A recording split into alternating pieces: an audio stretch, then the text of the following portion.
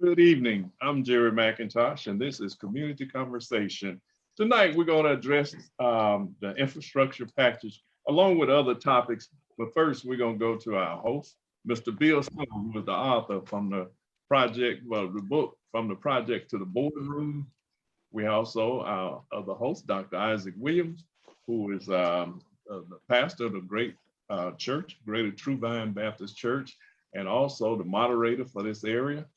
We have Mr. Carlson Mayers, who is on with us, but can't be seen yet, who is a host with us. Also, we have two special guests, Mr. Grover Brown, who is going to talk about some of the things that he's doing here in the community. And also, as soon as she come back in, Miss Pam, Attorney Pam Keefe, who is going to be addressing some of the issues and things that she is doing within her office as attorney where she's at.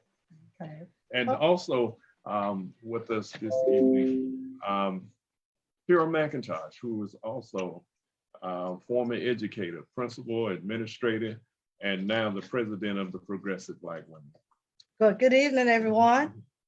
Good evening. Hello, good evening. Have a great show, all these. When I'm looking at my screen and I see all these fantastic people, knowledge, power, gosh, it just makes me excited. I know it makes the Facebook Live people excited too.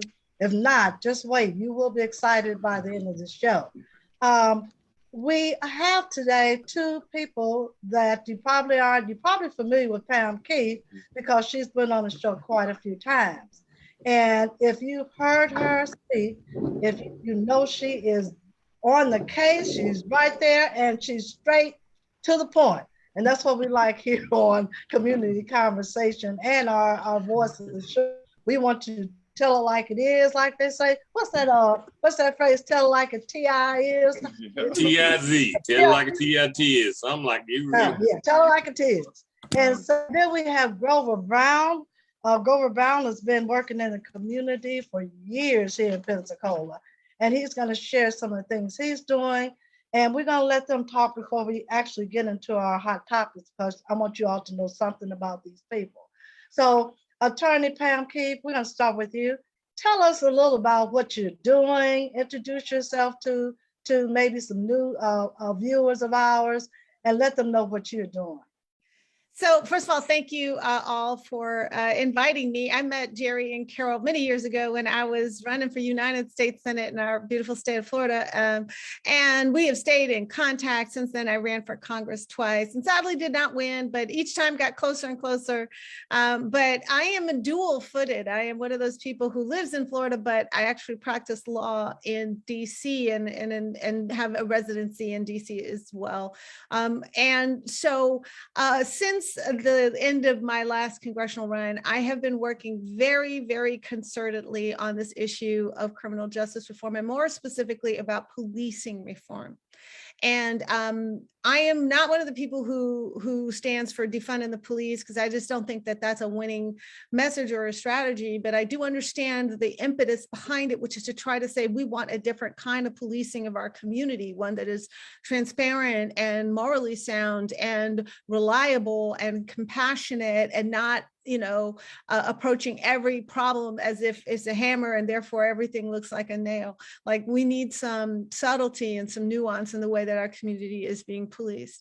And so and with my law partner in Washington, D.C., I'm so proud to practice with the great Kappa Alpha Psi man, Donald Temple, who is a stalwart civil rights litigator in Washington, D.C. We practice together, and he is my mentor and consigliere. And the two of us have filed in September of this year, we filed the first ever class action lawsuit on behalf of Black female police officers within the Washington Metro Police Department. These Black women, we have 10 class representative plaintiffs, one of whom is a current assistant chief of police. All of my plaintiffs are stellar Black women who have been on the force for years. Most have been on the force for at least 15 years. All have been on the force for at least 15 years. One is the one who has not was the first ever Black female officer of the year. So these are stellar, outstanding Black women police officers who are alleged, who have helped to reveal the systematic racism, sexism, and retaliation, and the bullying and intimidation and the silencing of police officers, such that they are not permitted, they're not really allowed to call out misconduct by their fellow police officers without being retaliated against themselves. And in October, we filed the next lawsuit, which was on behalf of 3 Black female police cadets. And cadets are like junior ROTC.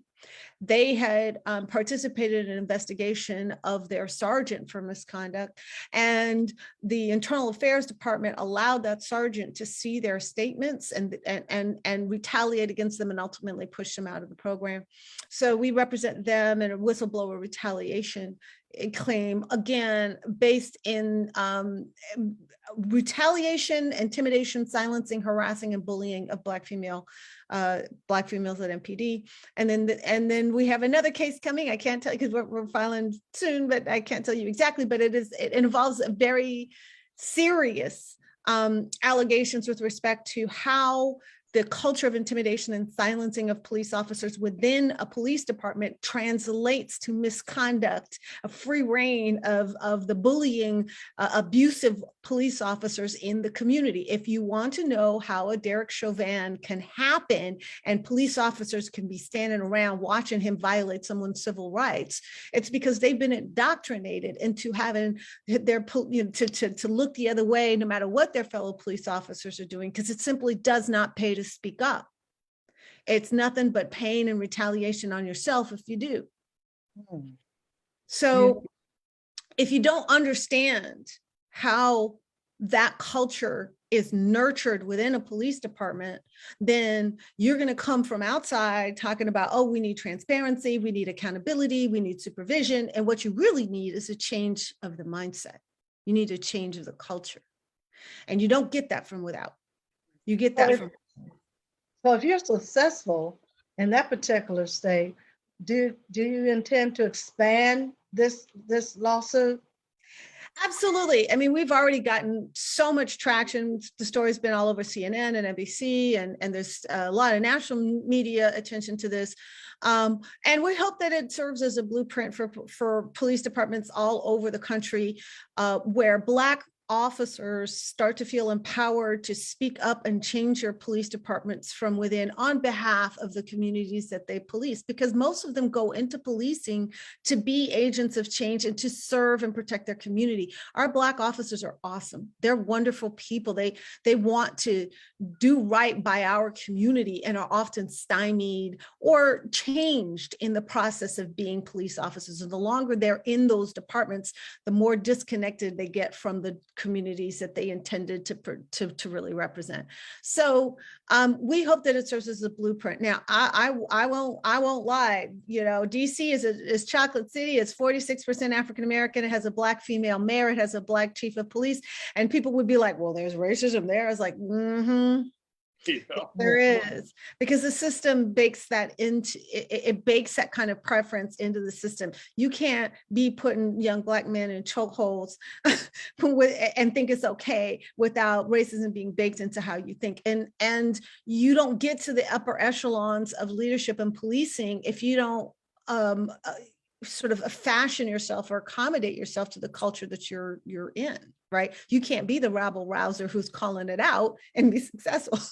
They don't allow for that. So you kind of have to fashion yourself to fit into that system to be successful, and in a way that forces you to sometimes not speak up when you could, or you should, or you wish that you could. And finally, there's such a disincentive to speak up on your own. That the reason this actually started to happen was because I was able to galvanize Black women together And the reason it happened with Black women is because Black women provide each other support in a way that Black men don't necessarily provide each other support. So it was actually easier to move Black women officers, even though there were actually more Black men officers who have been negatively affected. But it was hard to move Black men because they don't even want to admit they're being retaliated against. They don't want to admit they're being bullied and they're being harassed. They just quit. You know, they quit and God forbid they commit suicide. Yeah, that's what I was going to ask you about mental health issues with Black police officers, male or female. Is that on the rise? And Carlton Myers, who's an attorney also that came in, both of y'all can ask that. Can you tell me if mental illness is playing a crucial part with Black police officers? I would say that it absolutely is. Policing is not an easy gig to begin with. And if you are fighting the battle on the street and then you come back to your police department and you are fighting just to keep your job and your pension and your kids fed, it's battle on two fronts, and it breaks people's spirits. And what I identify in this complaint is 4 behaviors that cause that stress that makes it all but impossible to get on. One is disrespect and racism, sexism, locker room talk, hazing, bullying by and between officers. That's just completely accepted as a normal way to do business, which is not normal anywhere else. The second is abuse of power by these sergeants and lieutenants. They could just choose to make you miserable and punish and target you, and nobody ever checks them in that power.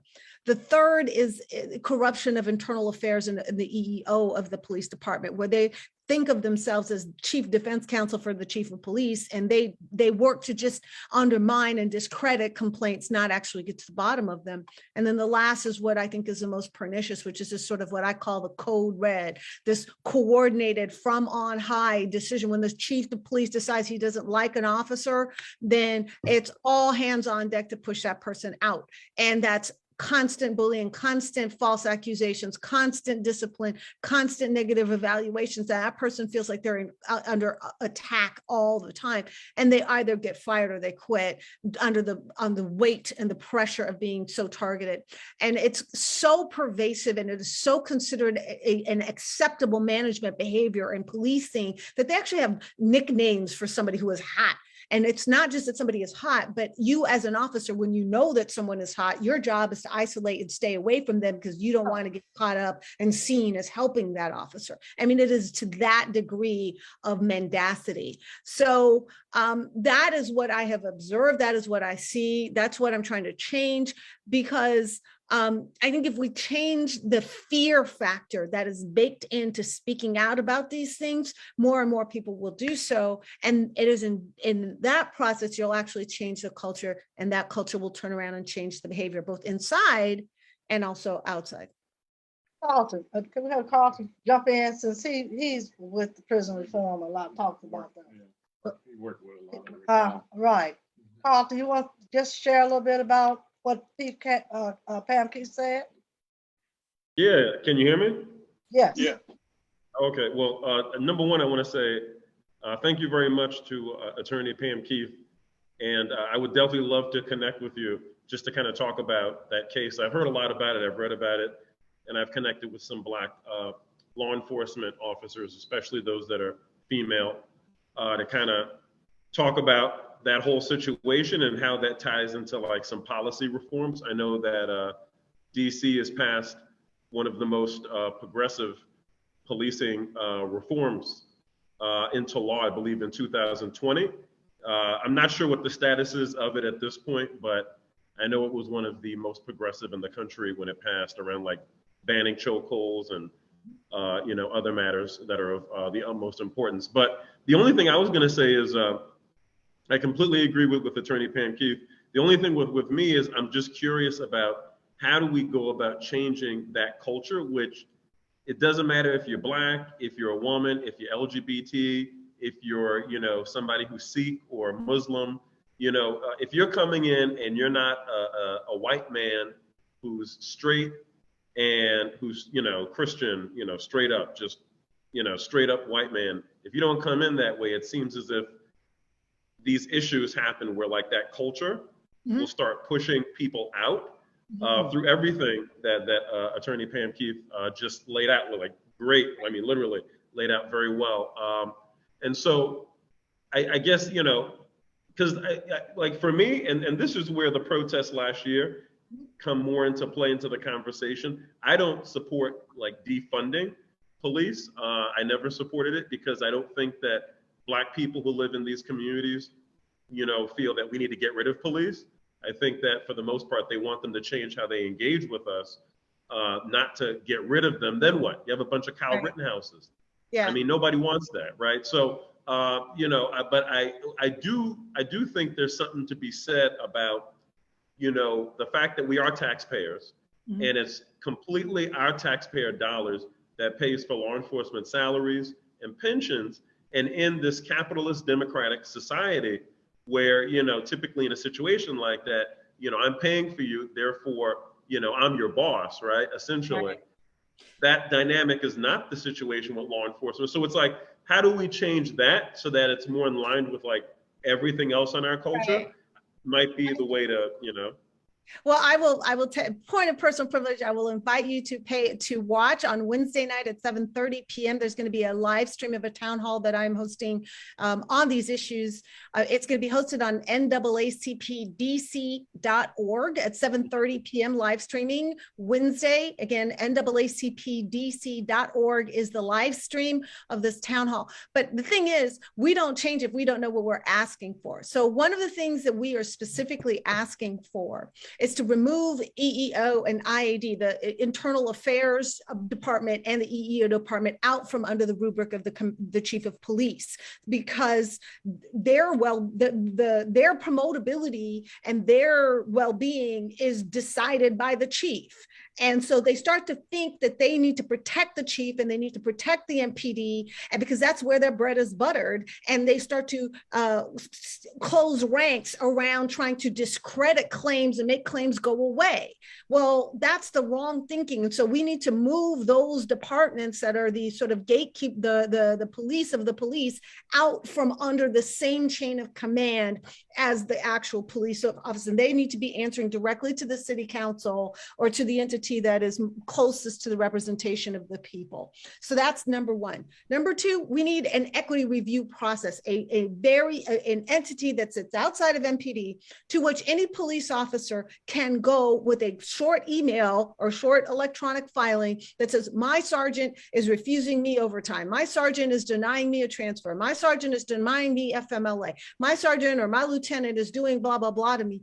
And every time a complaint like that is made, some denial of an officer or something done to an officer, a ping is made on that decision maker's record. It's not negative in and of itself. One time ain't gonna do nothing to you, but every ping starts to record so that you start to see a pattern with respect to each sergeant or lieutenant, and that pattern is taken into consideration with respect to their own promotion. Number one. Number two, it also allows a separate set of eyes to look at these denials and these acts of discretion, right? Because what's happening is that discretion is being used to the advantage of white officers and the disadvantage of Black officers. And in any one case, they can always claim that they have a reason for doing what they do. But in the aggregate, when you start to look at it from 36,000 feet, you start to see this pattern where the white guys get away with whatever and the Black people get the book thrown at them, right? That equity review process creates a stopgap in that. Not only does it create eyes that can start to call out bad decision makers and racist decision makers, but it also will prohibit and mitigate people making assholish decisions, you know, just to piss you off, because they know somebody's going to be looking at it. Right. Mm-hmm. So they're going to pump the brakes on using their authority just to make you miserable because they can. Right. Yeah. And if you look at our complaint, you will see examples of, you know, putting somebody in a 1 block beat where they can't even cross the street, and you would discipline them if they cross the street just to punish them. Punitive actions by sergeants and lieutenants against people they thought complained too much or just didn't like that they were their department. You know, that's another thing. Another thing that I'm proposing is that in a cultural standpoint, the difference between police and military, of which I am a former naval officer, is that everybody in the military moves every 3 years, both the senior, the junior, everybody moves every 2 or 3 years. The reason that's important is that it prohibits encampments within departments where the people who've been there for 15 years think they own it and they get to decide who's going to be there and who's not, right? And if they don't like you, they get to push you out. That's a territorialism that is very endemic to policing that is absolutely not endemic to the military. So what we need to do is to start having more movement in senior leadership and middle management so that they can encamp in a department like that and start taking it over and trying to make it their own. We need to move people around a little bit more to force them to sort of take on the culture of the greater enterprise, not their little departmental culture, the little departmental clique. And if you were to second senior leaders between police departments, not just within departments of a particular like NYPD, but send some NYPD people out to Idaho and send some Idaho people out to NYPD so that they're now picking up best practices from all over and bringing those best practices and also keeping an eye on each other when you do run into a department that's completely off the reservation. Well, John thank you for Beasley on that. our Facebook stream says defunding the police was never about getting rid of all police. It was about more responsibility, financing law enforcement interaction with the public. Well, you know, we're going to have a show on this because of the fact that we have other topics, but this we can go all even with this. Ms. Carol, can I ask you just a couple follow-up questions? Yes, because I want to get to introducing our other guests, but go ahead. Very impressive work that you and your partner are engaging. Have you all kind of thought out in more detail if you're going to move IA out from up under the chief and you move them over to the city council? Now, if they move out from over there, is they gonna become civilians? Or are they gonna still be police? And if they're gonna be police, if you move them out from up under them, when they come back on, they're gonna get retaliated when they come back. And so I think that need to be thought out. If you just move them out, then this perhaps would need to be a whole new structure of leadership and advancement and promotions. Otherwise, if let's say I'm a lieutenant currently in the police department, and you move, and I decide I want to be IA, and so you move me out from under the chief. I go over there and I stick it to him. I go by the book, and then now I'm tired of being IA. I want to come back and be a captain. I want to come back and be a major or whatever. They like, I don't think so. Hey, you messed us up. That's not going to happen. And so I think that has to be, if when you're looking at the structure there, but my second point is that I think the great challenge with police reform is not so much with the culture of that police department, it's the police union. Very good point. That police union ain't no joke. Oh, I know. Whatever the chief and everybody in there try to do, they got to run it through because they got to do collective bargaining. They got to do all this stuff. And the union is not going along with it. And they are very powerful. And so unless they get, I don't want to, you don't like, you and Attorney Carlton doesn't like the word defund. and I don't like defund either, but I think they need to rearrange the finances and structure like that. If you can't handle, I'm not saying you, if the system can't deal with the union, then it's all going to be in vain. And then lastly, once they get the resolutions, what's going to happen to these people? Well, it's so in answer to your first question, I'll be very brief because we want to move on.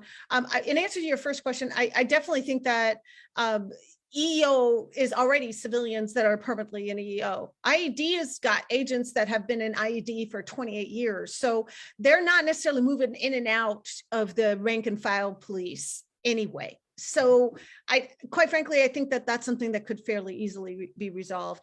The second question as to the union, I totally agree with you. I am a traditional labor attorney by training, so I know everything there is to know about how challenging it is to deal with the FOP. I also know that it is one of the most responsible entities for the racism and sexism that has been baked into policing. I'm going to call it out. I also know that our traditional labor laws are very difficult because they give so much protection to unions to bargain on behalf of employees. They basically kind of give them free rein to do it. And it's very hard to prove that they're acting in a racist and sexist way, although one might try. Stay tuned. And then the last thing I would say with respect to what's going to happen to these people, some of them are still employed. I mean, these are some courageous Black women because they are doing this while they are employed at MPD. But in terms of ultimately, I mean, yes, we want money, yes, but we are asking Judge Reggie Walton, who is one of our most respected senior Black judges on the DC Federal District Court, to appoint a special master to take over all of the HR, EEO training policies of MPD, open them up, subject them to the scrutiny of the top scholars and best minds in criminal justice and policing, and make a recommendation to the judge on the changes that need to be made top down and sideways. So it's not some incremental thing or some, I'm going to try to put a Band-Aid on this and a an ointment on that and think I'm going to fix a diseased enterprise. Like that's not, we're looking for soup to nuts structural change, and taking EEO and IAD out of MPD is actually not something the union can negotiate about, because it's a good thing to know you have a labor attorney that knows the things that they can and cannot negotiate about. They can't negotiate about that. It's not within the purview of their negotiating capacity. Right? They can negotiate an exit package or strategy for the officers that might get stranded, but they can't stop it from happening. That's a call by the city council. Last thing, yeah, you said, I promise it. You used the word master. They're gonna appoint a master? That word, they're gonna, you're gonna appoint a master to watch out for the little special master. That's a legal term. It's a special master. Special master is a legal term. It's like an executor. It's like a I don't like that term at all. Master. Well, This is community conversation. Be sure to like and share the show. Everybody that's listening, share it. Be sure to like and share the show. And you can call us at 850-206-3776.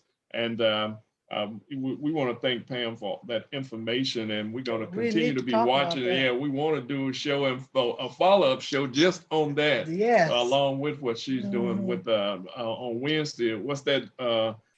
It's NAACPDC.org. It's the NAACPDC.org. It's live streaming 7:30 p.m. Wednesday night. That's this Wednesday, December the 8th.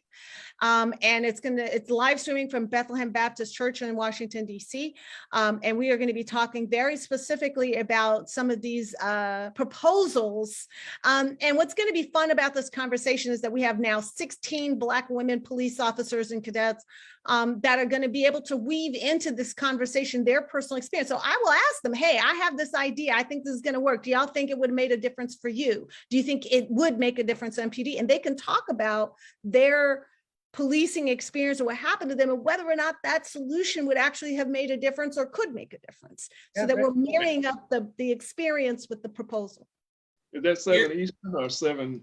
Eastern time, yes. DC is Eastern time. 6 Here hours. on a Facebook stream, Samuel X has 3 statements. The first one, is a question. Do you feel the phone was purposely given so others could falsely state what it really means? Secondly, he says, I don't feel training is what is needed. They know exactly what they're doing, and when you call them out on it, they quit. And thirdly, he says, I feel the system is inherently corrupt, and when judges start punishing their violations on a consistent basis, then you might see a little change. Well, those are 3 wonderful questions, but if we add to those questions, the whole show is going to be going.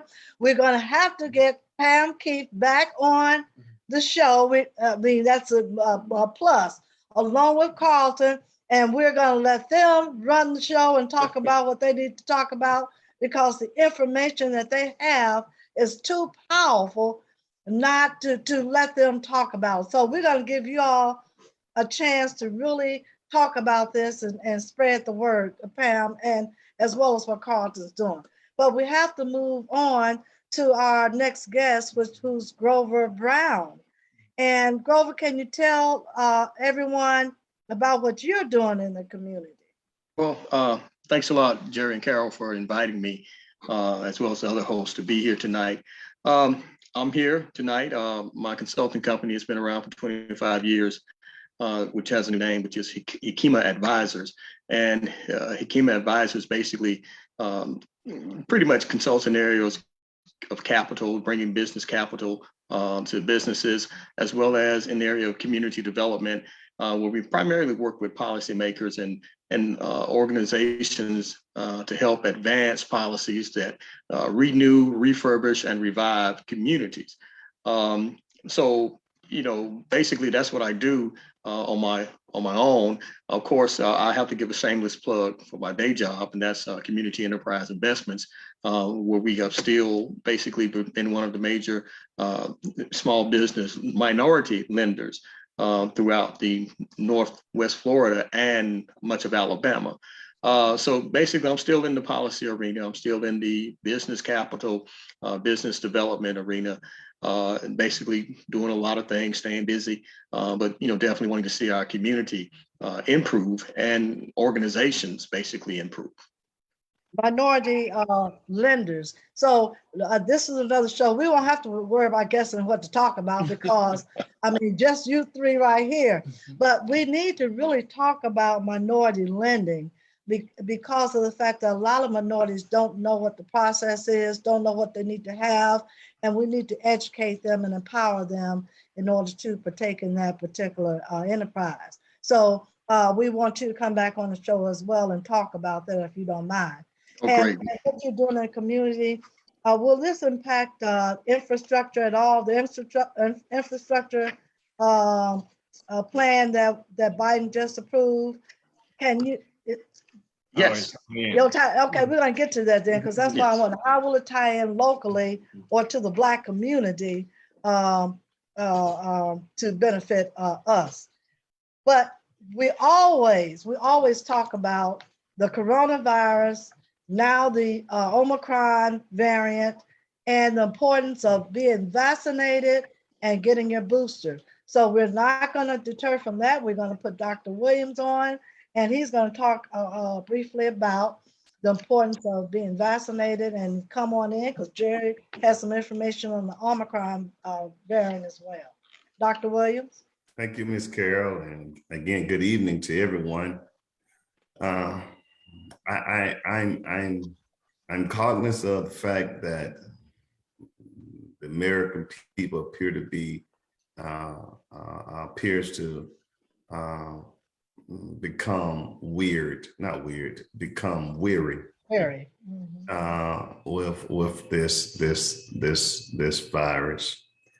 And I just want to encourage everybody that we're in a campaign, we're in a struggle, and although you get weary, don't give up. We got to continue to do the right things in order for us to get from a pandemic to an endemic, to the point where we won't lose 1,100 precious souls every day to this vicious disease, this vicious virus. 1,100, that means we're going to lose well over 400,000 in the next 12 months. I can't even phantom that, just losing almost 500,000 people. And we going on like normal. The stadiums are packed, everything. We want to go back to whatever we can consider a new norm. And it's understanding, but we got to still get this virus under control. And I'm sad to report that in our community, only 33.8% of people of color, Black people, are vaccinated. That's sad. This virus is still here. If 1,100 people are dying every day. Well, what's the urgency? Do we have an urgency? the question I'm asked, do you think at this time, the Delta, we were all upset about it and getting vaccinations, but now it kind of waned, like you said. But with this Omicron, do you think that there's an urgency now that people need to go out now and get vaccinated and get their boosters before Omicron really hits? I would strongly encourage anyone that's not vaccinated to get vaccinated. It's just like if when you watch the news, they tell you a hurricane is coming. I mean, you have to go and prepare, put shuttles up, you sandbags, you do certain things. And that hurricane may not be as bad as you expected, as they projected it. But if it is, and you are totally unprepared, it's going to be devastating. And so I wish that we can just help people understand that it's better to be more protected than to be less unprotected. We don't know right now to what degree this Omicron variant going to be. Dr. Fauci said that we need about 10 days for the data to come in. And so they are on TV saying, well, it's mild, but that's a small pool. And is it mild because they are vaccinated? Is it actually mild? So there's unknown variables. And so what degree of transmissible this disease is? Will it just come in and just blow up overnight? And now out of that 63% they're not vaccinated, 66% they're not vaccinated. Will it take out 1 out of every 2? We don't know that yet, but all indication is that you will get vaccinated. And if you're already vaccinated, if you'll get the booster, especially if you're 65 and older, you stand a real good chance of surviving. You may get ill, but you won't go to the hospital or you won't succumb to it. And so the urgency comes into play, but the problem is that we politicize this virus. We politicize this vaccine. And I was on one show, I think, with you, Ms. Carol, that it wasn't packaged right. The rollout of it, what word you use? Messages. The message. It was, and that thing, that was Carl, the attorney Carl. And the Biden administration messed up on messaging several times. Okay, given that, lives are still at stake now. Look, we can't dwell on that. We got to get back on point. We got to get the people vaccinated. And so we want to encourage anybody, you have influence, share with folk, please. Let's get vaccinated. Let's reduce the viral load in our community. Let's get to the other side of this, and then we can get to a new norm. Well, just wanted to say, I was watching some of the doctors, the Black doctors from places around Africa and other places, and they were saying how rapid this thing can spread, and they are very, very concerned that it's highly contagious. They think that it's really highly contagious and that it's going to spread fast. They think it's going to be a 5th wave coming up as far as this variant is concerned, because they think that this thing is going to be moving pretty fast throughout the world. And the World Health Organizations, people that's involved in it, are really concerned, and they are trying to get these different companies to develop a vaccine as quick as possible. And I know that Dr. Foster was saying that in 10 days they may have something, they may know something, but those doctors in Africa discovered this from people that was coming out of Europe to Africa, even though we discriminated, well, I would say they discriminated against the Southern African states, frontline states down there, including South Africa. So I think I think it's much more serious than what they were saying. That's why Joe Biden came out and started speaking on it. He's saying, we want you to be concerned, but not but not to panic. Well, like you said before, what's wrong with panic if it'll stop people from dying? Right. And Can I just say something here, Carol and Jerry? I want to say something that I think is really important. First of all, if you are not a person who can feel comfortable with a vaccine, I disagree with you strongly, but at least wear a mask everywhere you go, right? At least do that. Because to the extent that you're not sure what the vaccine will do to you, multiply that times 10 to the 23rd of the uncertainty of what the virus itself will do to you. Mhm. Your theory is that I'm going to get this virus and develop natural immunity. What you're saying is I'm inviting some foreign, a viral load that can change my actual mitochondrial DNA into my body and hope that it only makes me sick for a little time. And then I develop immunity and I'm cool. It could also cause a brain tumor. It could also cause like HPV cancers in your upper mouth and throat years later on. It could cause you neural damage. It could cause you all kinds of cardiorespiratory things. Everybody listening to this show knows that Black people have less access to healthcare, have less health insurance. And so why would you invite health problems into your future that you're going to end up having to pay for instead of getting vaccinated? If you don't want to get vaccinated, okay, cool. But this idea that you're going to develop immunity by inviting this invasive virus into your body and hoping that your body can knock it out, because if you're wrong, you die. that's You so that true. is foolish. That Right. is foolish. Get vaccinated, get boosted, and at a minimum, wear your mask like it's a fashion statement. Well, the Delta variant, when you talk about the protein spikes, the Delta variant has 13 protein spikes. Those are protein spikes that attach to your inner organs or some parts of your inner body. The Omicron, when it first came out, when they started talking about last week, it had 32 protein spikes. Now, today, they're reporting this up to 52. And some of those protein spikes, this Omicron is developing laterally with the Delta. And that means, Delta is here and Omicron is here and it's growing separately. And so therefore, some of the protein spikes that's in the Delta is in Omicron, but there's a whole lot of the protein spikes that are in Omicron they haven't even seen before. Right, and we don't know what they're going to do.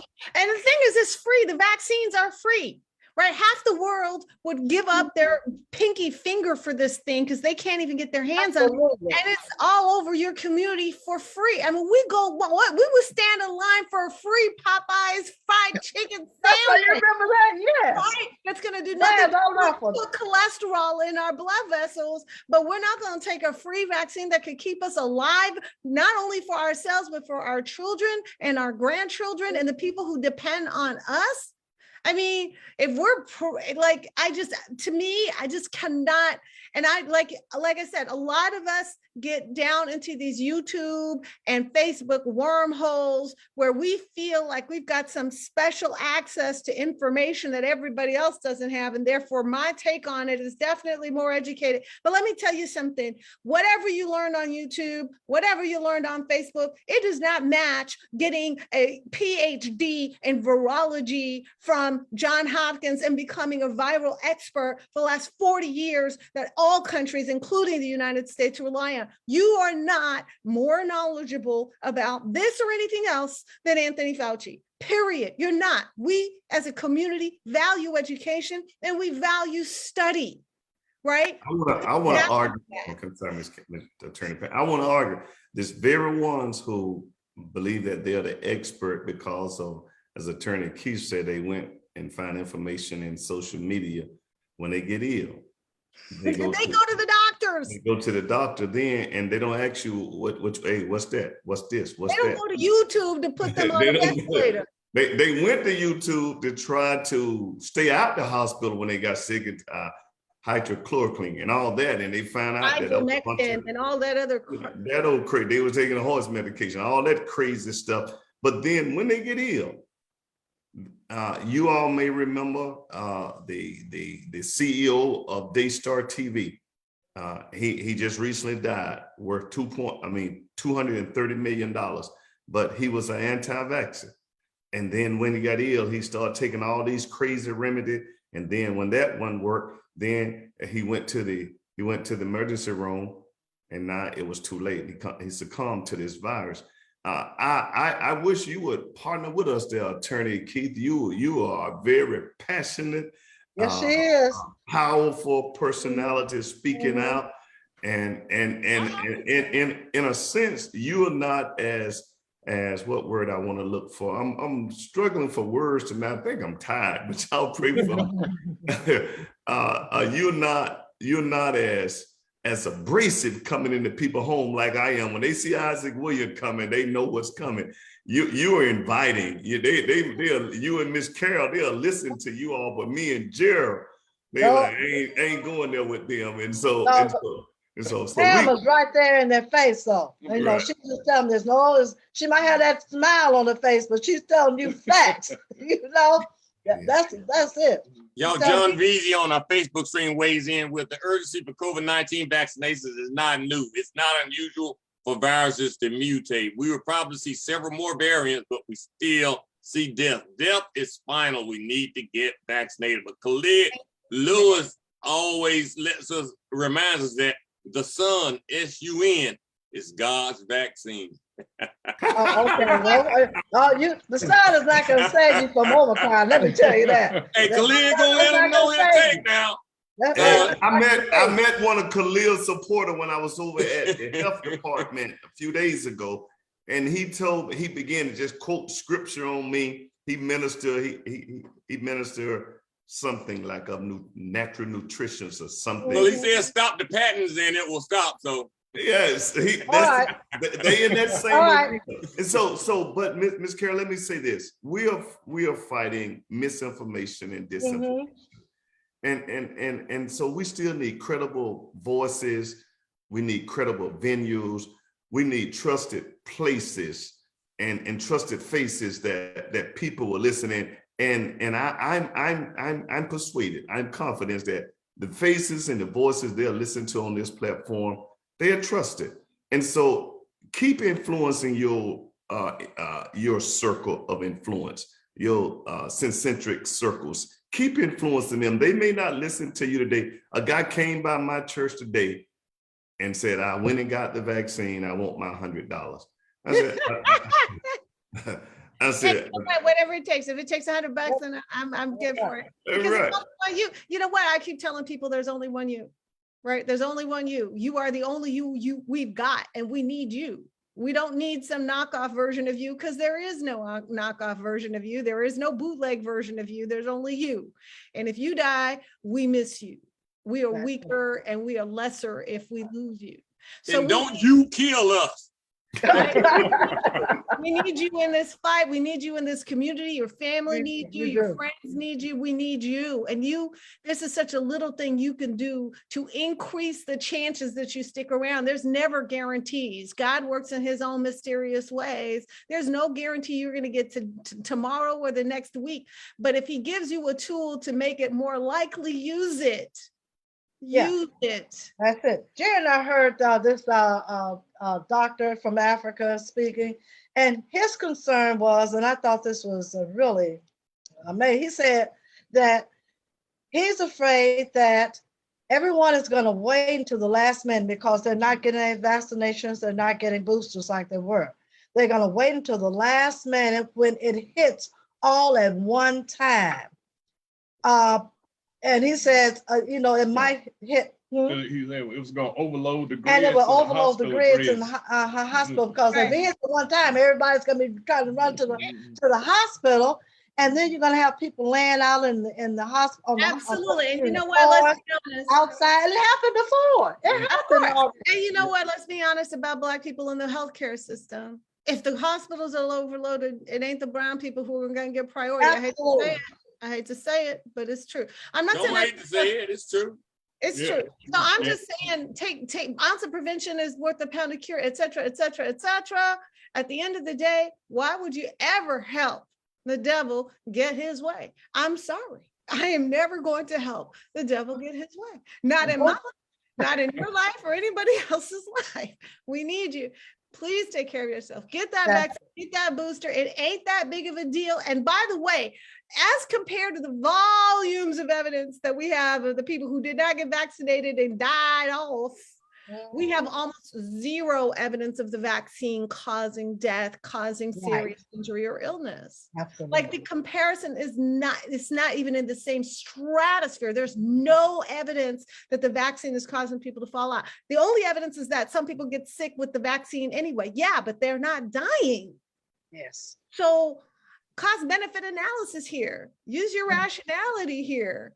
On the one hand, you have maybe you get sick, but you don't die. And there's a whole lot of chance you don't get sick at all. And it's certainly not the vaccine that's going to make you sick. On the other side, as you ain't vaccinated and you're Russian roulette every time you step out the house. Absolutely. And We're they gonna will come let in your Jared talk state. and then we're gonna move on. Yeah, I was Okay. just gonna say about, almost 800,000 people is dead in the last couple of years.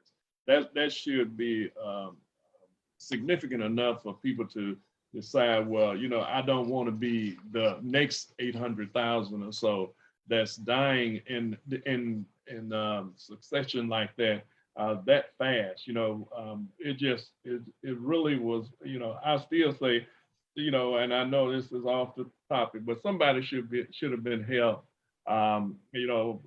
for crimes against humanity. Amen. Because of that, but we'll move on to the infrastructure. Yeah, like I said, these topics are, there's so much to discuss on, but we need to move on to infrastructure. That's one reason we asked Mr. Brown to come on. Biden passed the infrastructure package. He signed it into law. But I hate that Vernon is not on tonight because Dr. Williams and Vernon, they're strictly for Biden. And I told you, I said, the night that we're gonna say something awesome about Biden as far as his infrastructure package and also Biden's accomplishments since becoming president, I was really amazed at, and I'm gonna tell you about a little of those. But I say he's not here, so I know he hates that.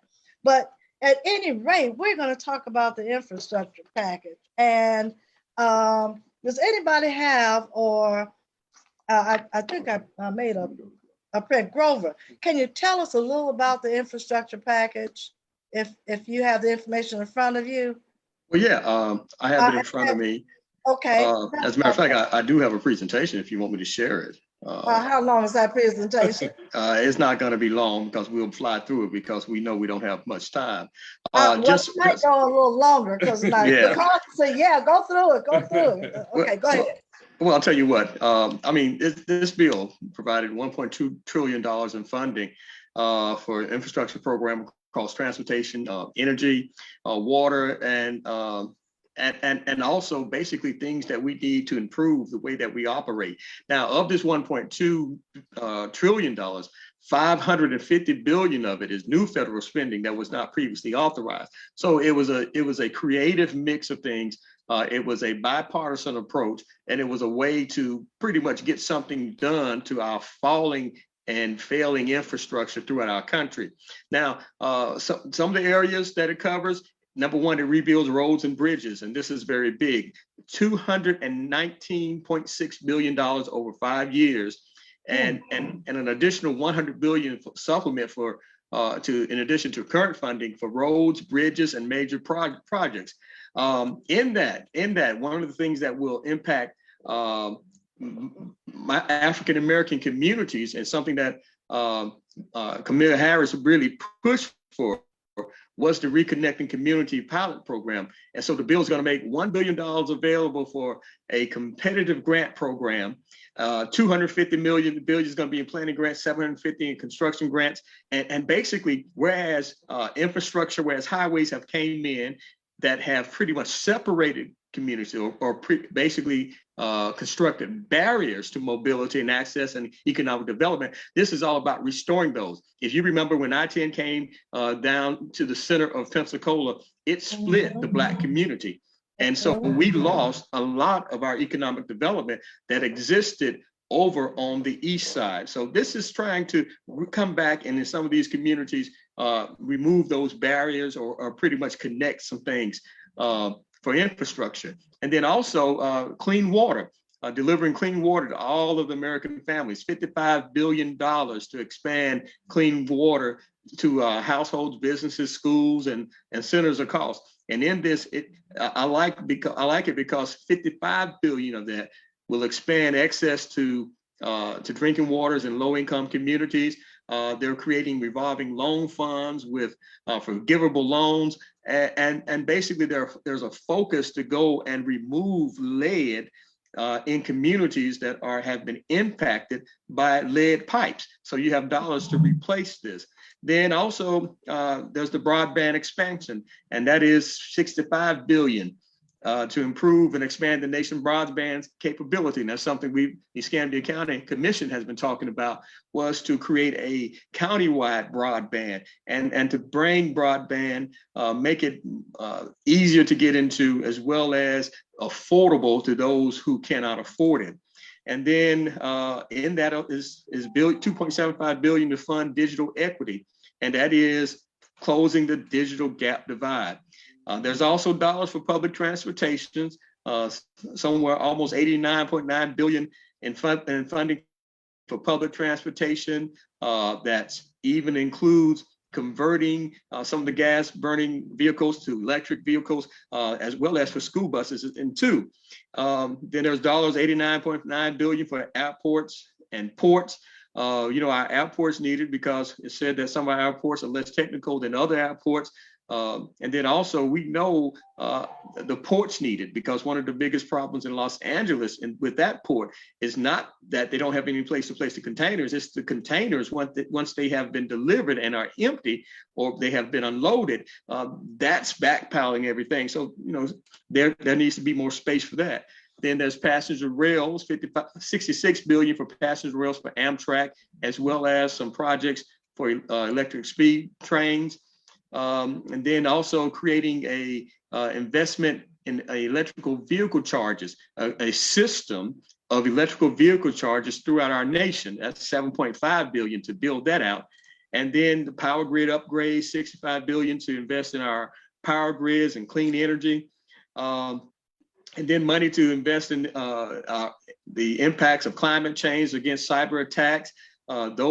That's important because we know that in droughts and heats and floods and wildfires, as our climate change is making our climate change, we know certain things are happening and weather is becoming more and more predictable. So we have to, pretty much go back and mitigate these concerns. But some of the things that's in here that I pulled out that really help our African-American community. One thing is that it codifies the Minority Business Development Agency. If you know anything about the Department of Commerce, one of the key departments, bureaus that help out minority businesses is the Minority Business Development Agency. This act provides $110 million to give annual funding to the minority business development agencies.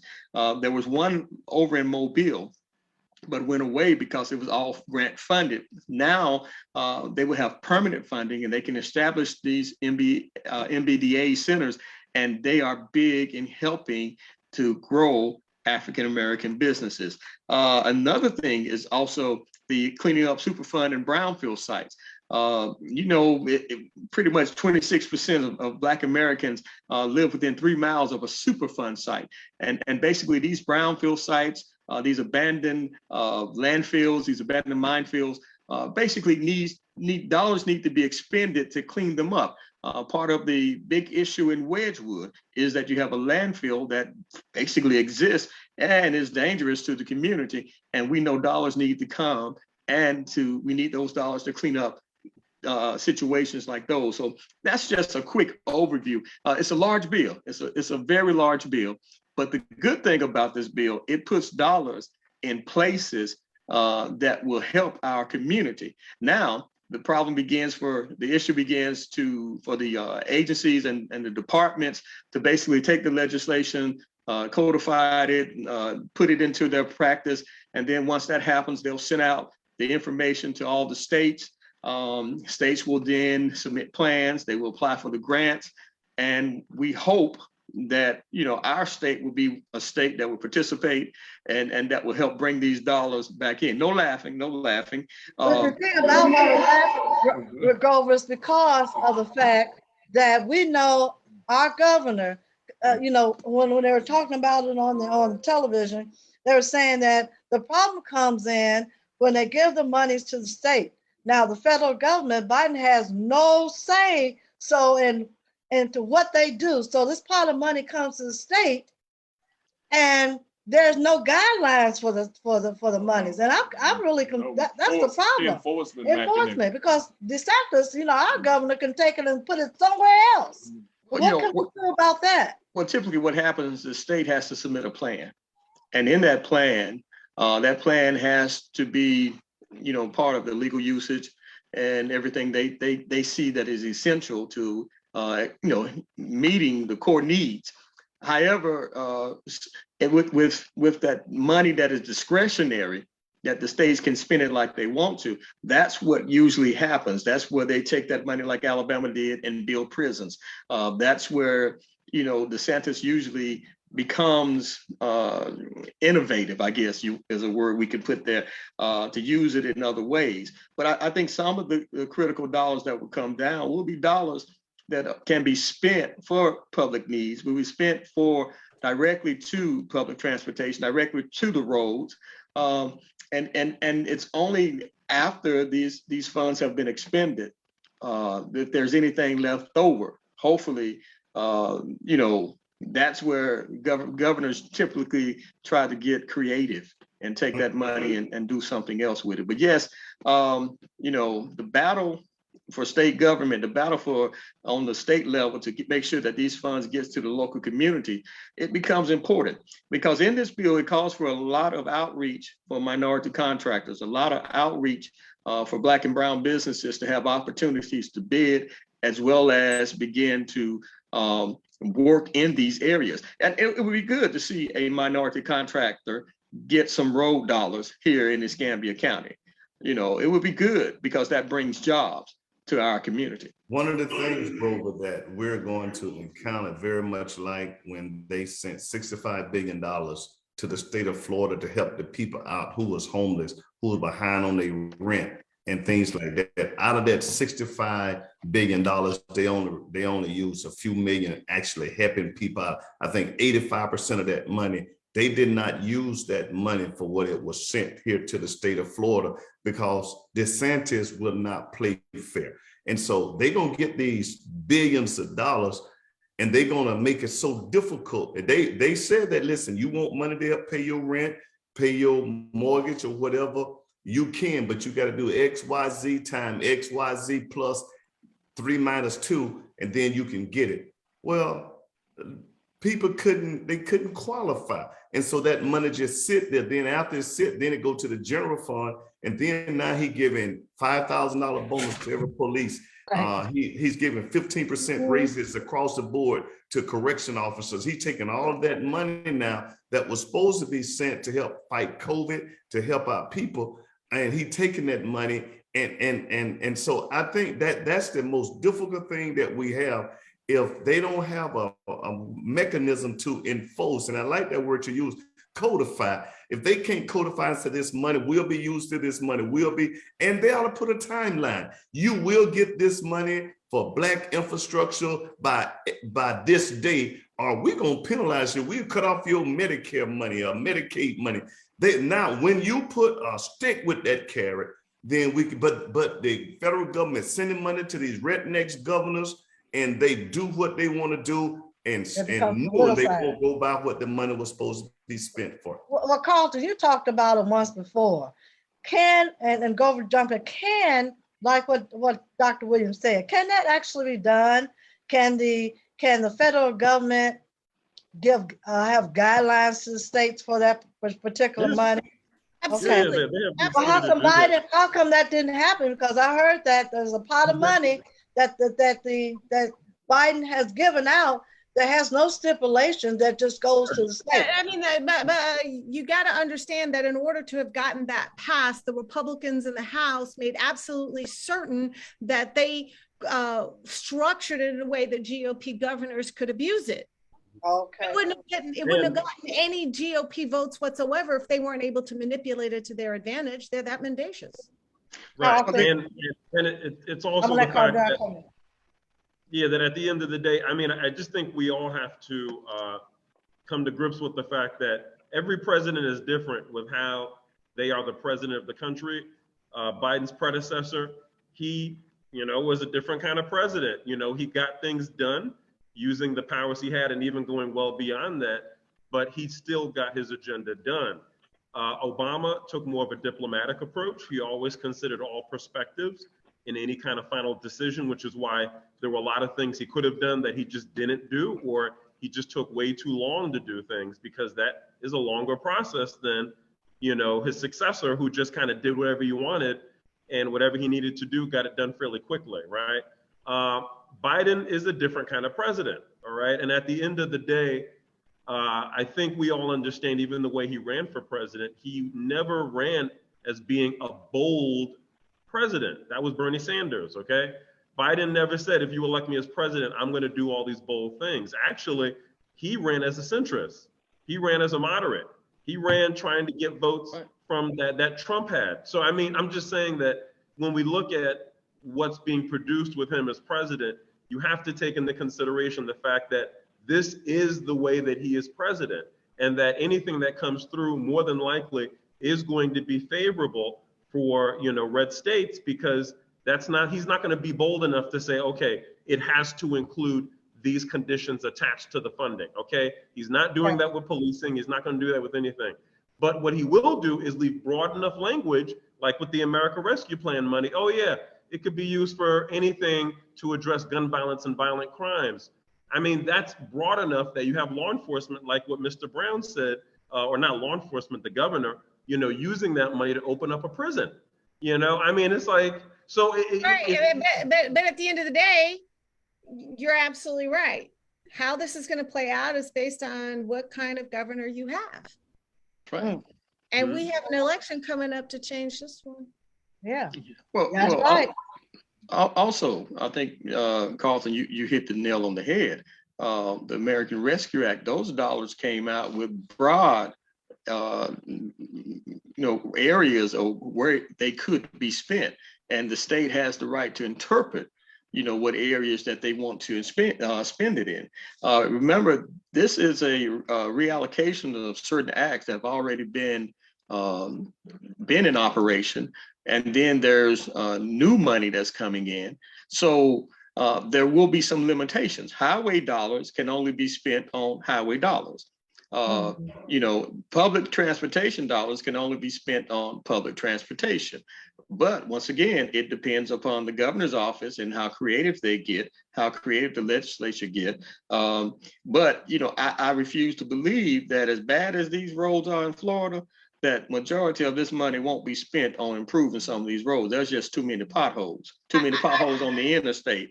And there's just too much money out there to be made in fixing these roads. But Brown, do you remember when President Obama came to Florida and offered $2 billion to help the infrastructure to build a rail between that corridor? Yes. And you know what they said? Get on your plane and go back to DC. We're not going to do what you want us to do. Now, how abrasive?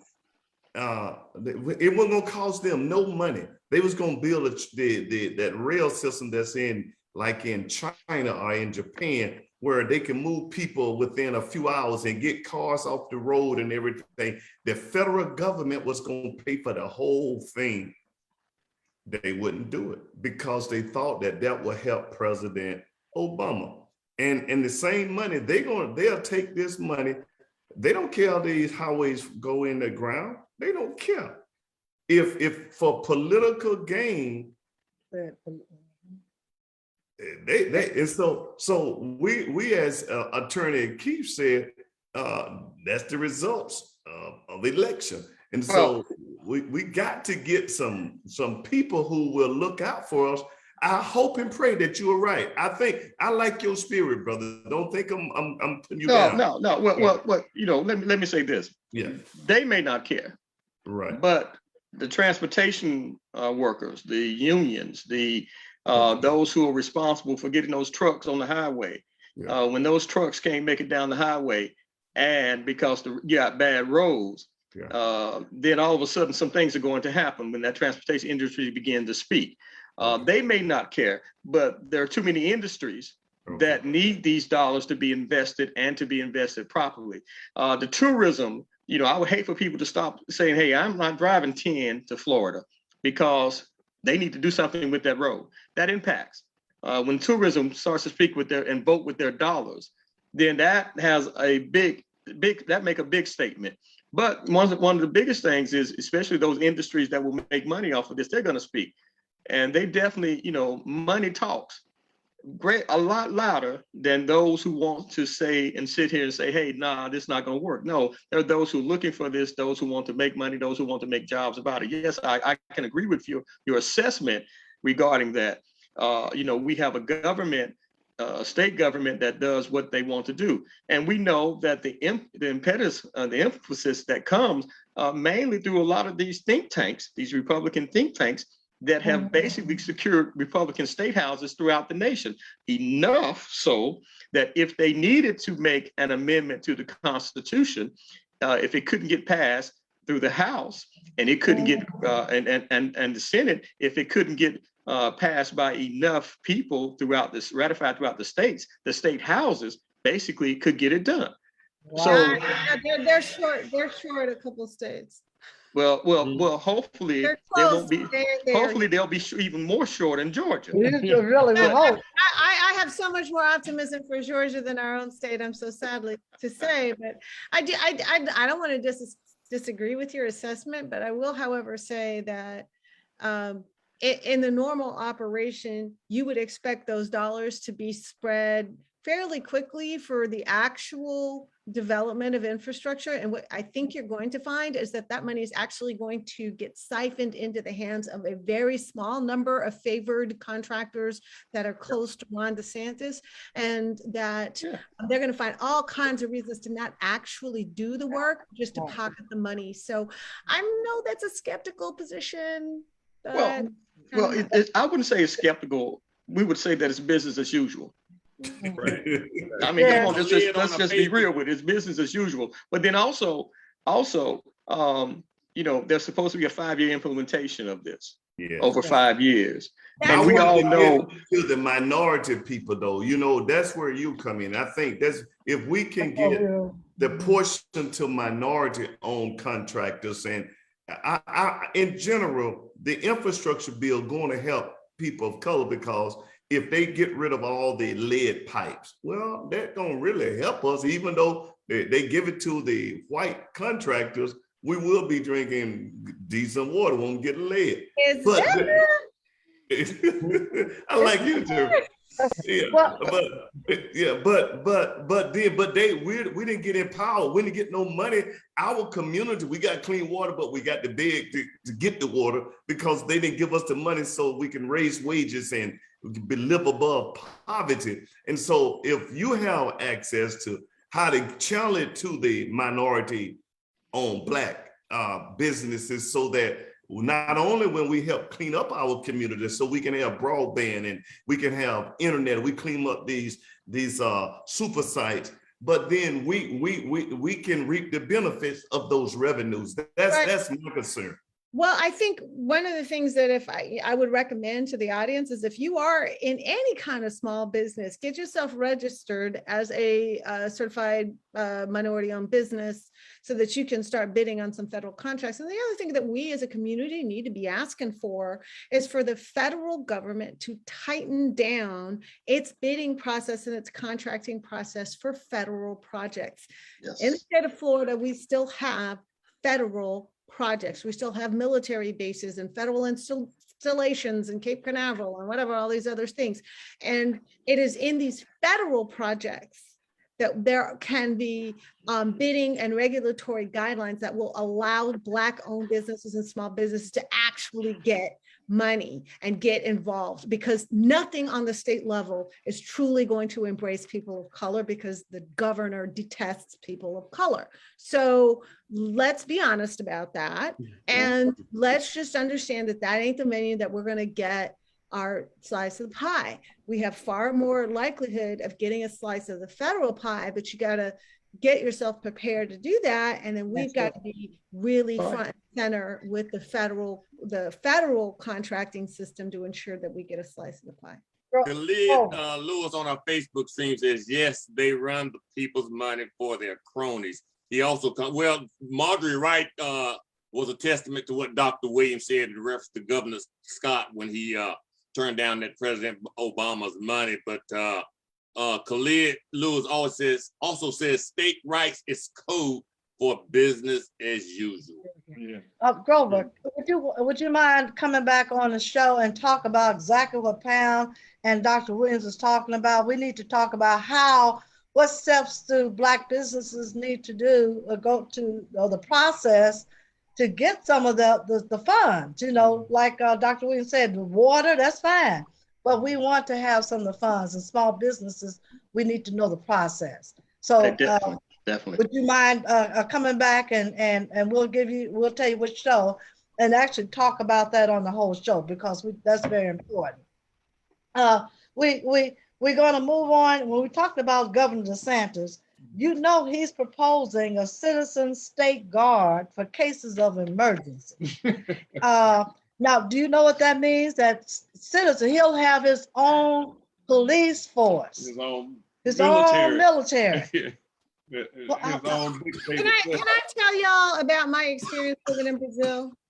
Did y'all know that when I was 13 years old, 12, 13 years old, I lived in Brazil. And at the time, because my father was a foreign service officer. And at the time, the country was under a dictatorship under a guy named João Figueiredo. And when I was 12, 13, and we lived in an area where there were government officials and so forth, but there were also artists and there were journalists and things like that. And people in Brazil at that time lived in constant fear of João Figueiredo's personal military showing up on their doorstep in the middle of the night because they said something, or they sang something, or they printed something, or they did something that displeased the military junta. We as Americans have no experience with that. We don't have any experience with our tweet causing us to get arrested, with our Facebook post having the police show up because you've displeased the governor, right? That is what a personal military is designed to do. It is designed to allow him to track and to detain and to harass people who displease him. And if he's saying that he's only mounting this for a state of emergency, my question to him would be, have we been failing in dealing with the emergencies to date? Because it's not like this is a state that doesn't have emergencies. Right. We have the emergencies. They're called hurricanes. We have an outstanding system of preparedness and response to hurricanes and emergencies. And if we don't, it's on him, because the guy before him was good at it and the guy before him was good at it. So if he sucks, that's on him. That's not a need for a personal military force, right? He's not saying he needs to hire more EMTs. No. He's talking about arming people who are not going to be subject to federal law when Absolutely. Do you all recall, Ms. Carol, when the young lady who was over the COVID dashboard? Yeah. Yes. Jessica, what was her last name? Jessica something. Yeah, she may be running for office now. Yeah. I hope she will. I'm searching to work with her because she wanted to report truth and accurate data. A DeSantis fired her, and then he sent his state police to go and arrest her like she was a criminal who had shot 10 people. That's what he wants to do. If you go against his wishes, then you get on his radar. Like the things I've been saying, I'll be calling Jerry and and Carlton and Pam. Y'all come get me out of jail. Well, I mean, Grover, can you he's help? not exaggerating in any way. Ron DeSantis Right. has every fascist dictatorial instinct out there. Right there. Shutting down his enemies, putting people on a list to be watched. He absolutely, like this thing he did with the university, saying that the professors can't publish or publicly state opinions that are contrary to his own. On what planet does that fascist dude think he lives? Every university has freedom of academic expression. That is what makes our universities the envy of the globe. Our K through 12 system may not be much to compare to China, but China sends all of their smartest students here to study. So does France and Germany and so many other countries. Our universities are second to none because of the academic freedom of our faculty. On what backward ass thinking universe does he think he gets to shut down the academic opinions of scholars because he doesn't like them? This man is the singular most dangerous governor in the entire country. He is more dangerous than Greg Abbott because he's smarter than Greg Abbott. Right. He's so far more evil than Greg Abbott. Trust and believe that this man thinks he is going to run the free world. And it Right. is the voters of Florida to make sure that that never happens, because he will be so buddy-buddy with Putin, they're cut from the same cloth. Citizen militia, his own Trump Proud Boys. Khalid says, not guilty verdicts, the new citizens vigilantes. It's called We Ain't Got to Be Nice to Y'all No More, Khalid Lewis. And he preached a word, because that is exactly what Trump judges were put in place to do. They were put in place to create a totally different legal standard for white people than Black people. We see it every day. And unless we show up at the polls like it's going out of style, it's going to get worse. We don't understand that it's our vote that puts judges in. It's our vote that puts state houses in. It's our vote that puts school board and supervisors of elections. If we're not paying attention to local elections, we are screwing ourselves. If you haven't run for state house, run. If you have not run for city council, run. If you have not run for school board or secretary of your county or whatever, run, because the Republicans are going to put somebody in every race, and every single one of them is going to be loyal to the same crazy white supremacist fascist agenda. So don't let them win without a fight. Right, Jared. I was going to say, Pam, one thing you left out is, these dictators around the world, they kill their opponents or people that they don't agree with. Putin is a prime example of that. Or they put them in some dark prison somewhere where they cannot talk to anyone, or they'll die somewhere in prison if they are not assassinated, well, murdered, really. So that they will not be any threat to them whatsoever. And this is the kind of mentality of DeSantis, who wants to be a dictator in the country. He wants to be a dictator. And if you don't think that a democracy can turn into a dictatorship, take a study of Turkey.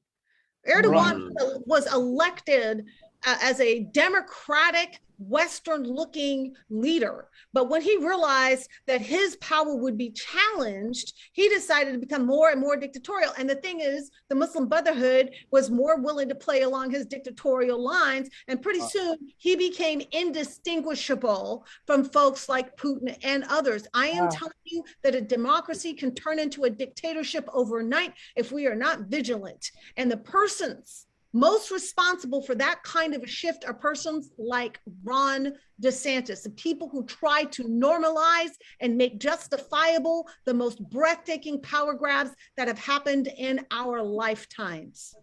Oh, wow. If time's going to short, I have one more topic that I want to discuss, which is the school shooting. Y'all all heard about the school shooting. And what they want to do is they want to arrest the parents and charge them with involuntary manslaughter. I want to hear what Carlton got to say about that. Attorney Carlton.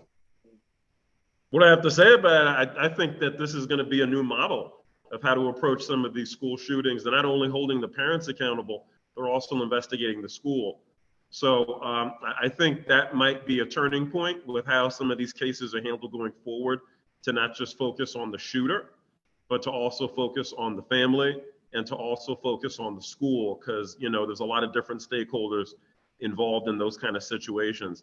I also think that people should take note of the other story, which has to do with the op-ed that the mother published, having to do with gun rights and being a Trumper. You know, we talk about like the power of Trump and how he's not president anymore. In my opinion, he has more power now than he did as president. And, you know, the reason being that if he were to pass away, I mean, I'm not trying to say I want it to happen, but he is, you know, at that age, it could happen. He's not very healthy. If he were to pass away, everything that he put out there would still live on. And I think we're seeing that in like the parents. If you look at the text messages that were sent to the son when the parents knew that, you know, he either, you know, had the weapon on him or that he was, you know, drawing stuff about killing people and things. Oh yeah, just don't get caught, you know, laugh out loud. I mean, like what kind of parenting is that when you have your kid saying that he's hearing voices, you know? So I feel like there's something going on with the parents. I'm glad they're being held accountable, but also looking at the fact that those parents are Trumpers. And I think that we need to look at the fact that, you know, this Trump culture has already like pervaded into other aspects of our lives that, like I said, if he were to pass away, we're still going to have to deal with this, and probably even worse than back when he was president. So I just think this is an example of that and a potential model for how this can be addressed going forward. I would agree. I would, however, make a certain caveat. I don't think it's just a Trumper thing. I think it's a gun thing. It's a gun culture thing. It's both. Right. The reason this is happening the way it is because gun culture was always embracing this idea that I get to have a gun to defend myself. I shouldn't have to depend on anybody or anything else to keep me safe. I am a law unto myself, and my gun protects me. And everybody who saw the risk in that was saying that it's a slippery slope, that if you can start to defend yourself, where does defense start to move into offense? And what we saw in that Rittenhouse case was that, and what we saw with Trayvon Martin here in the state of Florida was, when I go confront you and you now scare me and my gun get to take your life. Right? So now it's like, even if you don't confront me and my gun get to take your life because you've made me scared at some time in the past, or maybe you made me mad or whatever, because I have now deputized myself as a law unto myself, because I have a mechanism, I have a tool to dole out the justice that I think is right. And I don't have to get cosign from anybody or anything. I can get cosign from the voices in my head. And because we know that was where the gun culture was going, and we tried to fight it all along, the NRA kept selling as a contrast to that you absolutely do have a right to have a gun and use it any damn way you want to, whenever you feel threatened. And God knows, going to high school every day is threatening. So if you feel threatened, go ahead and kill the people you feel threatened out, because that's the new definition of defending yourself. Right. Right? Carlton brings up a very important point with the school. The school also failed. And across our nation, first of all, why was this kid returned back to the classroom? Everything fails when it comes to white privilege. Across our nation, our schools are failing to enforce their own policy when it comes to these type of situations. They're failing to, you know, follow through with the counseling, have this child removed from the campus, or basically call. Had he been black, it would have transpired that way. Well, not necessarily. Even in situations where kids are black. Wait a minute.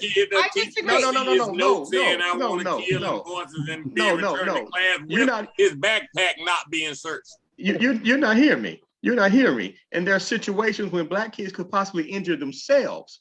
They're failing to pretty much follow through. I don't disagree with you, but I will say that we think we put way too much responsibility on our teachers and school administrators to be police officers in their schools. This is not asking them to be police officers. This is asking them to implement the policies that they have on paper. Yes. I don't disagree with that, but the problem I have is that all of their students are now potential shooters. That's my problem. It is a gun culture policy that has turned students into active shooters, such that teachers and administrators now have to implement policies to try to protect kids from other kids. That's friggin' ridiculous. The answer is to get guns out of our kids' hands, guns out of our schools, and guns out of our community. It's not to turn everybody into a gun monitor. I don't disagree with you. I do not disagree with you in that regard. But let me say this, once again, obviously this young man I'm not talking about the weapon itself, but he had demonstrated mental health issues. Right. And there are counselors there. The principals should have been able to identify there's procedure and protocol in that school to handle those issues, so that it can't go. None of this would have happened if that gun was not in his possession. So while it is true that it would have been helpful if they were better on the mental health front, mental health management is a very nuanced, long-term, up and down, good days and bad days kind of thing. Take the gun out of his hand and he's not lethal anymore. Period. End of story. You got He's self-destructive, but he ain't gonna kill nobody else. You got a student sitting in a classroom on a cell phone Googling ammunition. And the school dropped the ball. Let me add this. I raised a question, Ms. Carroll, to Attorney Carlton. What did he think about the arrest of those parents? And I raised it for a fundamental reason, is that I believe this case has a whole lot to do, and it's going to play out like the Rittenhouse case. This prosecuting attorney, in my estimation, came out and gave away all her ammunition. And these gun owners, as Attorney Keith is saying, they're gonna give them the best attorneys in the world. They're gonna flood them with money. Notice they start off, they only gave them a $500,000 bail. So now you notice her attorney, their attorney came out and said, we don't know where they are. They were supposed to turn themselves in. And then when they got arrested over in Detroit in a warehouse, they said, well, they was trying to get back home. They got afraid for their life and everything. And what the prosecutor attorney said, she cherry picking the evidence. She ain't telling the truth. And so what did the superintendent of school decide to do? He said, well, I want to get me an independent investigator to look at this. For what? When you got the attorney general of the state of Michigan, who has all the resources in the world to get to the bottom of this, they are politicizing it to the point where they gonna let them jokers get off, because it's the power of these gun makers. Everything they did, as Brett Brown said, was wrong.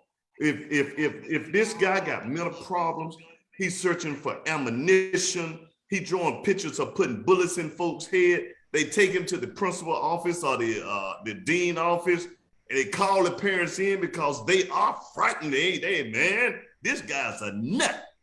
And then the parents said, well, he minds, he got white privilege. I'm not taking him home. They said, okay, little Johnny, you can go back. That's right. Yeah. If he had been black, they would have called That's what Clover said. They didn't follow protocol. I'm going to say there is one element in this case that does make it slightly different than others. Okay. And that is that he killed a football player. Like, he killed wealthy white kids. Like, Right. their parents may have something to say about it. Like, I have no question that they would get off if he had killed black children. But watch this. I'm rolling with you on this.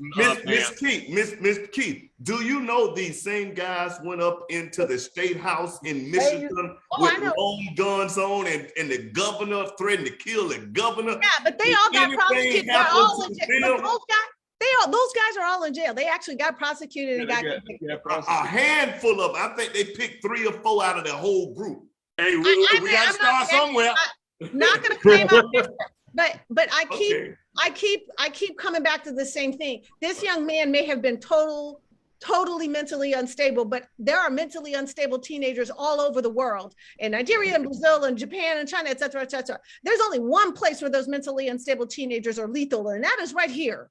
Right, because we want the mentally unstable, the bullied, the I have a cross to bear. I'm not well adjusted. The way that I feel manly is to own a weapon that can take somebody else's life, and you are crossing your fingers and toes and hoping that I don't use that weapon for what it was designed to do, and the entire reason why I bought it. Right, I bought it to make me feel powerful. It's designed to take life. Let's just hope I don't use it for what it's meant to for. Like, that is obscenely stupid. It's obscenely stupid. And the only reason it has been sold to our population is because the gun manufacturing industries figured out how to use people's fears and insecurities, especially about integration and Black people and immigration and brown people, right?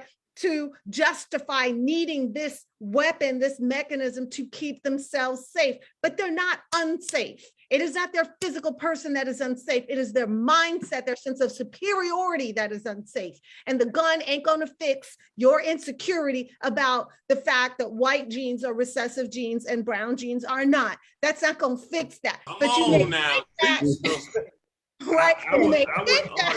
I would argue that they are not going to pass a law that's going to move these guns. Right. We can't even get them to do background checks. We can't get them to do. We can if we show up. See, the right thing is, now, until we show up. Until we show up. We won't even get vaccinated. It's like showing up. You can't get vaccinated. I like that. I'm not gonna lie. I'm gonna say it's a dearth of leadership. It's a dearth of leadership. It's a dearth of leadership. We have a leadership problem in the Black community. We have a leadership problem in the entire community, right? We have people who are more interested in compromising victory. And so that's why we are where we are. You don't get into certain echelons of politics without having to raise huge amounts of money. And those huge amounts of money come from people who are going to control your movement and your actions once you get there. And so there's this weird trade-off that happens because you're not going to get there unless you play the game their way, right? And so if you don't want to play the game their way, you are foreclosed from even getting there. It's kind of like this tautology. The only way we break through is for Black people to start realizing how powerful we really are. Because while it's true, we're only 14%, we're concentrated in the city centers of the major states. And those states are run from their major city centers. Texas is run from Dallas and Houston. Missouri is run from St. Louis and Kansas City. Florida is run from Orlando, Miami, and Fort Lauderdale.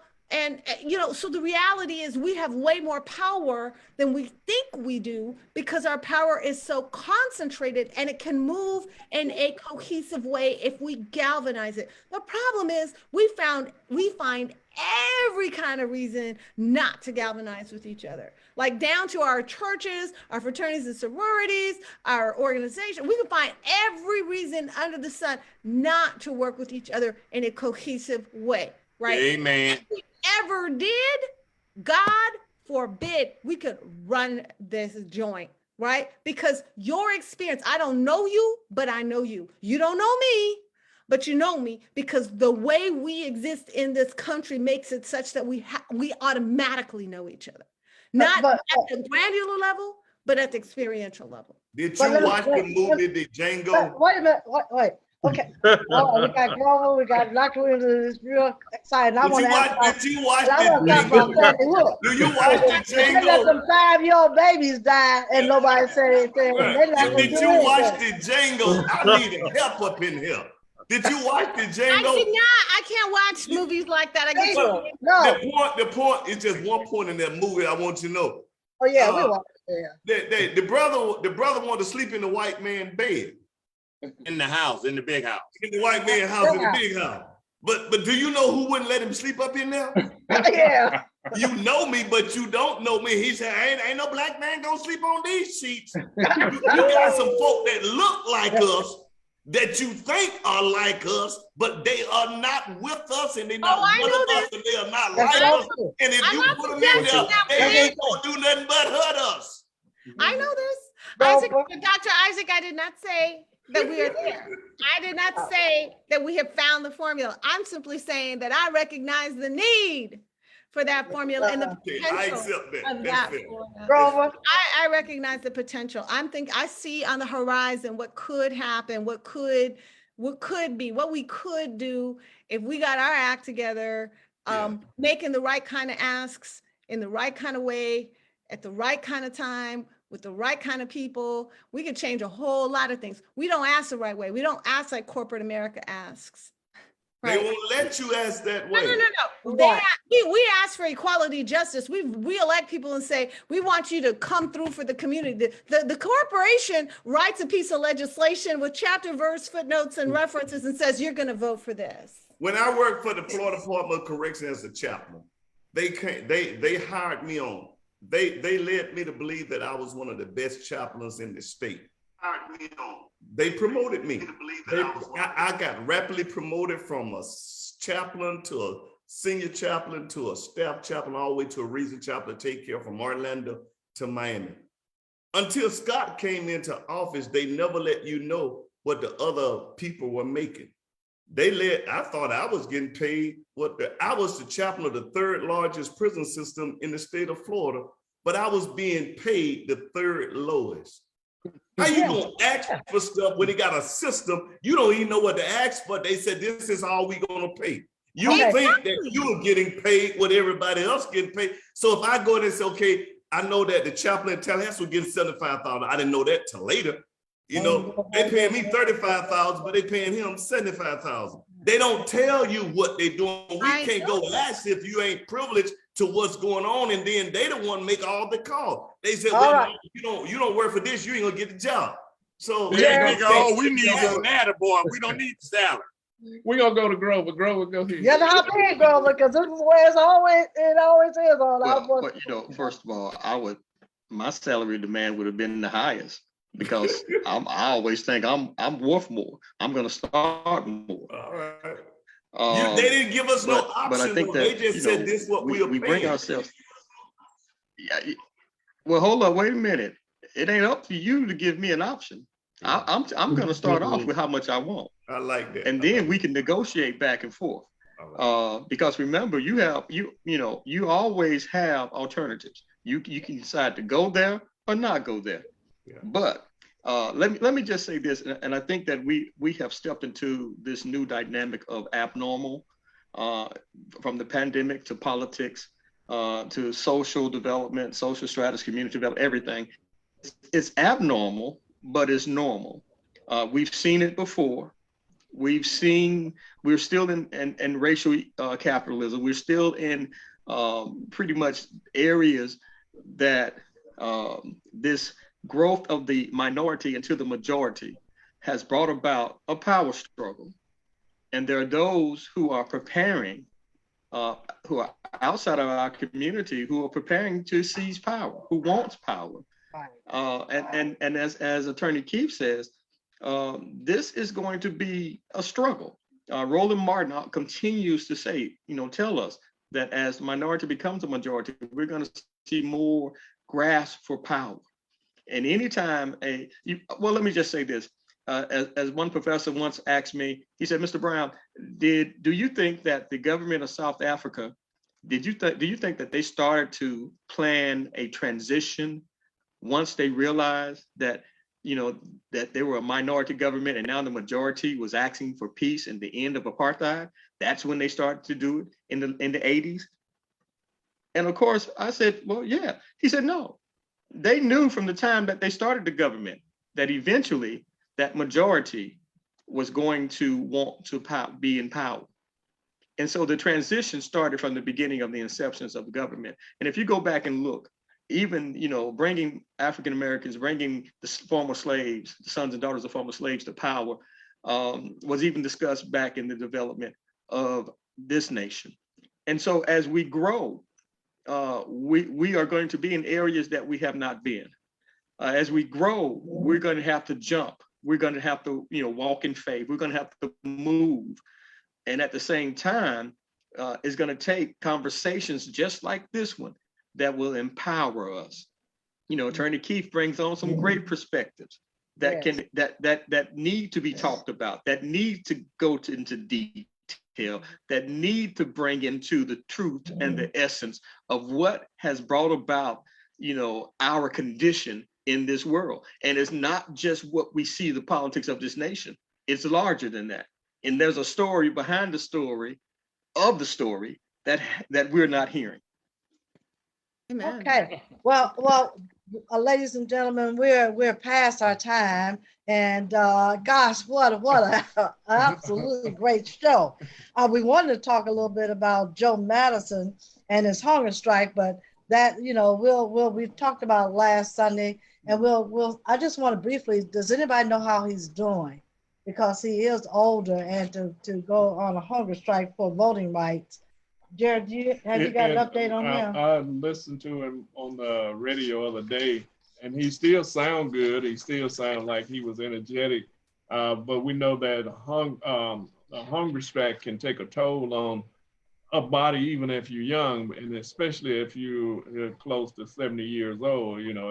It can do some irreparable damage. But he's what he's saying, that is so much bigger than him, and he's concerned about his children and grandchildren. And he said that's why he's doing it. He's not doing it for himself. He said, if that's the price I have to pay, then I'm paying it for my children and grandchildren and their generation yet unborn. So, we have to make sure that we keep up with that, and make sure that we're in support of him, and make other people aware that there is somebody out there that's willing to put their lives and limbs on the line for voting rights, and which we ought to be doing as well, as far as making sure that we get out and vote. The last thing, we talk about Biden and the Democrat Party and everything on the show. And what we were going to talk about was some of the accomplishments of the president. And I pulled this up. It says, what has Joe Biden done as president? The full list of his accomplishments. If you need to find out what website that I got this from, I'll be glad to share with you. But it's 15 pages of accomplishments that he has done, and you will be surprised and shocked. I don't have time to go over this today. Probably next Sunday we'll talk about a little bit more. But everyone needs to know what Joe Biden is doing and what he's done in this as president. And how many days has it been? 300 days? How many days has it been? We got to get to January to get him 365. So back it off. He probably about 330. Well, if you look at this list of accomplishments, you will be amazed. He is doing a lot of things. A lot of good things are happening. So will y'all take back what y'all been saying about my president? No, because we still need him to have some backbone. We still need the Democratic Party to stand up and fight fire with fire, as they say. So no, we will accept it's perfectly fine to give him credit for the things that he's doing well, and to criticize the things that he's not doing well, and to pressure him to get better on the things that he's not doing well. That's right. Absolutely. I'm glad he's gotten all these things accomplished. I think any Democratic president would have accomplished a lot, but I am not okay with the total abdication of the rule of law. I am not okay with him turning the other cheek with all the things that Trump did to this country. And I sure am not okay with the silence and lack of leadership on voting rights. So I love Joe Biden. I love Kamala Harris. I campaigned for them. I gave them money. I put my blood, sweat, and tears on the street for their election. But am I satisfied? Not only no, hell no. And we gotta leave with that. Please let me respond. Please let me respond. Because you'll be thinking about that all night. We're gonna let you respond, and then we're gonna go, because that's another show too. We keep telling you we are gonna vote for Biden. We support him, but we're not gonna give him a pass. Not on. Miss Carol, watch this now. And for Carlton, Attorney Carlton, you're very good at this. He used the allegory of how 45 operated. It didn't matter what 45 did. you never saw his supporters come out against him, did you? Do y'all remember it? We're not against. Oh, wait! I'm going somewhere. Y'all got to let me ride. Well, okay, you gotta have to move it faster there. Go ahead. No, notice they'll say something when he just got through cussing somebody out. They'll say, "Well, I wouldn't have done that," and that's all they would say, wouldn't it? They would never say that it was inappropriate. That's abhor. They wouldn't do that. That's a strategy that creates synergy. That create a power base. That allowed for the most lawless president in our lifetime. Right. That's right. That's not what I'm talking about. I'm just using that allegory that watch this. You're just wrong. If he's doing it in a bad for way, weeks. watch this. He's doing You don't it have in a bad brother way. here with Watch you this. tonight. He's doing it and Biden trying to do it in a good way. If he could get a pass doing it a bad way, shouldn't he be able to get a pass doing it a good way? That's what I'm saying. We don't have the luxury now. of There's a time pass. giving passes on things. Right. We don't have the luxury. We don't have the time. Don't have the time. 10 months from an election where we've been gerrymandered into oblivion. We've been voter suppressed into oblivion. Right. I am not trying to hear about give him more time. No, he needs to move off his ass and start pretending like he has our back like he said he did. And he needs to protect our democracy first. Right. Because I don't care what you build back if the foundation is broke. I've been saying it for weeks. I've been saying it for weeks. All right. We're gonna end the show with that. We're gonna end it because we'll be there for another hour. Hey, you all, community conversations, our voices come back every Sunday, 7 to 8:30, sometimes 9 when our panel hosts get a little high here. But it's been an awesome show. Jerry, you want to say? We just want to thank everybody that was watching tonight and all the response to the show. We want to thank all of the guests that came on. Our special guest, Mr. Grover Brown, Pam Keith, Attorney Pam Keith, of course, Carson, who's with us all the time, who we consider our lawyer now. So, Dr. William, Bill, thank y'all, our host for being with us. I don't know. We don't want our Mhm. host, Dr. Williams, see, he feels like y'all jumping on him tonight now. But he can handle it. Nah, he's He can handle okay. it. He's You can handle it. okay. Mr. Vernon. All right, you all. We want to come back, Pam, after your Bring them back next week because this need to be part 2. we're gonna bring Pam back for after her town hall meeting. We're Brown too. You can't get away. He can't. Oh, wait a minute. Look, we're bringing Pam back, but we want to talk about everything that's going on and what happened at the town hall. So that'll be probably next Sunday. We'll see. We get Carlton is always available, but we need Grover Brown back because we need to know exactly what the Black community need to do to get, and Black businesses to get some of the funds from the infrastructure bill. So you all, we will have these same panelists on. It's going to be a show. So make sure you come back. Wednesday night, 7:30, NAACPDC.org. And You know that Black folks got Bible study that time. My Bible study on Tuesday, not Wednesday. Tuesday is Bible study. Okay, but either way, everybody look at that and we're going to discuss it on the other side. And then again, we're going to have Grover, and Carlton is always our expert person that we rely on to give us the information that we need. All right, you all. Bill Snow, Dr. Williams, we're going to all say good night, y'all. See you next Sunday. Good night, everybody. Thank you. I love all of you all. Have a blessed week. Enjoy.